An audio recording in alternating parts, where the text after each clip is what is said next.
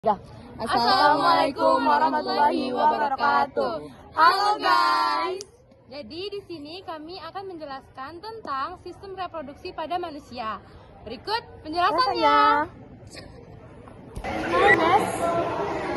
Jadi kami akan menjelaskan bagian dari sistem reproduksi wanita dan kelainannya. Di sini aku mau jelasin bagian ovarium, tuba fallopi, dan rahim. Jadi, ovarium itu merupakan organ reproduksi wanita yang bertanggung jawab untuk memproduksi dan menyimpan sel telur, serta menghasilkan hormon yang mengontrol siklus menstruasi dan kehamilan secara umum. Ovarium terletak di kedua sisi rahim. Lalu, gangguan pada ovarium yaitu pertama kista ovarium, kantong berisi cairan yang tumbuh di dalam ovarium. Lalu yang kedua, torsi ovarium, kondisi saat ovarium tertumpuk pada jaringan yang menopangnya. Lalu kanker ovarium, pertumbuhan sel abnormal yang terjadi di ovarium.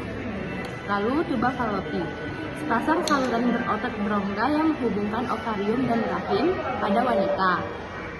Fungsinya meliputi transportasi sel telur dari ovarium ke rahim, tempat terjadinya pembuahan, dan transportasi zigot ke rahim untuk implementasi. Gangguan yang terjadi pada tuba fallopi yaitu kista paratubal, kantung berisi cairan yang muncul dekat ovarium dan tuba fallopi. Biasanya jinak dan akan hilang sendiri. Lalu ada infertilitas faktor tuba, penyumbatan atau kerusakan pada tuba fallopi yang menyebabkan kesulitan hamil. Lalu yang ketiga ada salpingitis, peradangan pada tuba fallopi seringkali disebabkan oleh infeksi bakteri, termasuk infeksi menular seksual seperti gonore dan chlamydia. Lalu yang ketiga ada infeksi rahim, infeksi pada lapisan rahim yang menyebabkan nyeri, pendarahan, dan keputihan yang tidak normal. Selanjutnya, aku di sini mau menjelaskan bagian dari serviks, vagina, dan vulva. Yang pertama adalah serviks ataupun di leher rahim ataupun mulut rahim, yaitu bagian paling sempit dari rahim yang menghubungkan rahim dan vagina. Kelainan yang bisa terjadi pada serviks ini bisa terjadi kanker serviks, cervicitis atau peradangan pada serviks, inkompetensi serviks atau serviks terbuka terlalu dini pada saat kehamilan. Yang selanjutnya adalah polip serviks, yang dimana pertumbuhan daging atau jaringan pada serviks. Yang kelima adalah vagina, adalah saluran yang menghubungkan rahim dan leher rahim di luar tubuh. Kelainan yang bisa terjadi pada vagina ini, dimana vagina bisa terkena infeksi pada jamur serta bakteri. Yang ketiga adalah kanker vagina, dan yang selanjutnya adalah agenesis vagina. Yang keenam adalah vulva. Vulva ini adalah organ reproduksi wanita bagian paling luar yang terbagi menjadi labia majora, labia minora, dan klitoris dan utera. Kelainan yang dapat terjadi pada vulva ini dapat meliputi vulvitis atau peradangan pada vulva. Yang selanjutnya adalah vulvopodinia atau nyeri kronis di vulva, dan selanjutnya adalah kanker vulva. Selanjutnya, di sini aku akan menjelaskan tentang ovulasi, pembuahan, kehamilan 9 bulan 10 hari.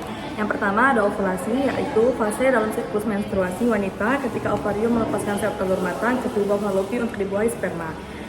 Gangguan ovulasi adalah kondisi di mana pelepasan sel telur dari ovarium tidak terjadi atau terjadi secara tidak teratur. Ini dapat menyebabkan kesulitan hamil dan merupakan penyebab umum infertilitas pada wanita. Yang kedua yaitu pembuahan, dalam istilah medis disebut fertilisasi, adalah proses penyatuan sel telur dan sperma yang menghasilkan zigot, yaitu sel tunggal yang mengandung informasi genetik dari kedua orang tua. Proses ini merupakan awal dari kehamilan. Kelainan pembuahan di mana kondisi pasangan tidak mampu menghasilkan keturunan setelah 1 tahun melakukan hubungan seksual teratur tanpa pengaman. Yang ketiga ada ibu mengandung selama 9 bulan 10 hari yang secara medis dikenal sebagai kehamilan yang cukup bulan. Ini berarti kehamilan sudah berlangsung selama 39 minggu atau lebih dan janin sudah siap lahir ke dunia. Kelainannya yang terjadi bisa pada risiko pada bayi seperti bayi lahir mati atau kematian neonatal. Yang kedua cedera kepala ketika gawat janin dan kekurangan oksigen. Sedangkan risiko pada ibu, yang pertama tali pusat yang lebih pendek, peningkatan risiko infeksi, risiko operasi sesar, dan peningkatan risiko pendarahan. Sebelumnya saya ingin menjelaskan mengenai persalinan hingga bayi berusia 40 hari atau masa nifas. Masa nifas membutuhkan perawatan khusus termasuk monitoring kesehatan ibu dan bayi serta pemberian ASI eksklusif. Kelainan penyakit pada sistem reproduksi pria dan wanita meliputi infeksi menular seksual atau IMS, gangguan hormon, dan gangguan pada organ reproduksi. Persalinan hingga bayi 40 hari atau masa nifas memiliki perawatan bagi ibu dan bayi. Untuk ibu, dia memiliki perawatan luka persalinan normal atau sesar dan monitoring lansia, darah setelah melahirkan, dan kontraksi rahim. Penanganan masalah ASI itu ada tentang kurang atau banyaknya ASI, dan konseling tentang gizi, nutrisi, dan ibu menyusui, monitoring kesehatan ibu secara berkala. Dan untuk perawatan bayi, biasanya pemeriksaan kesehatan bayi oleh dokter dan pemberian ASI eksklusif selama 6 bulan pertama. Biasanya juga ada pencegahan infeksi pada bayi, konseling tentang perawatan bayi. Dan masa nifas memiliki periode pemulihan setelah persalinan yang biasanya berlangsung hingga 40 hari. Itu ada perubahan hormonal pada ibu, perubahan fisik pada ibu, perubahan hormon, kelainan penyakit sistem reproduksi. Biasanya ada beragam. Untuk pria memiliki gangguan testis, misalnya varikokel kanker testis dan disfusi ereksi, ejakulasi dini, dan ada infeksi menular seksual atau IMS, dan gangguan kualitas sperma. Dan untuk dan juga ada psoriasis. Untuk wanita biasanya ada gangguan menstruasi kayak tidak teratur atau amenorrhea, dan juga ada infeksi seksual, itu ada juga untuk wanita. Dan ada endometriosis, PCOS atau sindrom ovarium polikistik, dan mioma uteri benjolan pada rahim. Kanker serviks itu terjadi di leher rahim, dan kista ovarium, radang panggul, endometriosis, HIV atau AIDS. Biasanya ada faktor-faktor mempengaruhi kesehatan reproduksi seperti faktor demografis atau ekonomi, biasanya pada pendidikan, kesejahteraan, dan faktor budaya atau lingkungan, faktor psikologis maupun biologis. Sekian, dadah. Assalamualaikum warahmatullahi wabarakatuh. Di sini saya akan menjelaskan testis dan kelainannya.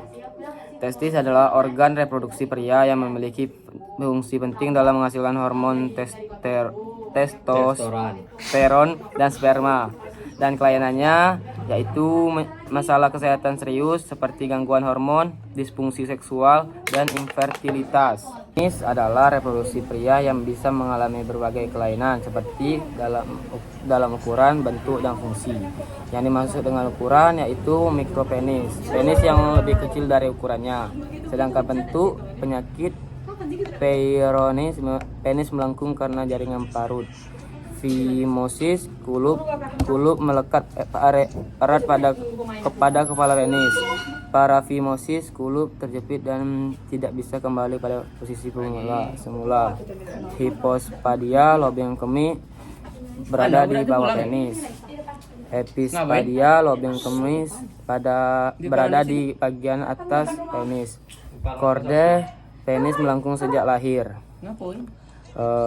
Kelainannya yaitu reproduksi dan kesehatan. Penis adalah reproduksi pria yang bisa mengalami berbagai kelainan. Sedangkan kelainan pada penis dapat menyebabkan disfungsi ereksi atau masalah lain yang memengaruhi fungsi seksual. Ukuran mikropenis, penis yang lebih kecil dari ukurannya. Bentuk penyakit Peyronie, penis melengkung karena jaringan parut. Phimosis, kulup melekat pada kepala penis. Paraphimosis, kulup terjepit dan tidak bisa kembali ke posisi semula. Hipospadia, lubang kemih berada di bawah penis. Epispadia, lubang kemih berada di bagian atas penis. Korde penis melengkung sejak lahir. Kelenjar aksesoris membantu proses reproduksi seperti vesikula, seminalis, kelenjar prostat, dan kelenjar bulbouretalisis. Kelainan pada sistem reproduksi wanita yaitu penyakit pada organ reproduksi. Endometriosis, tumbuh jaringan rahim di luar rahim.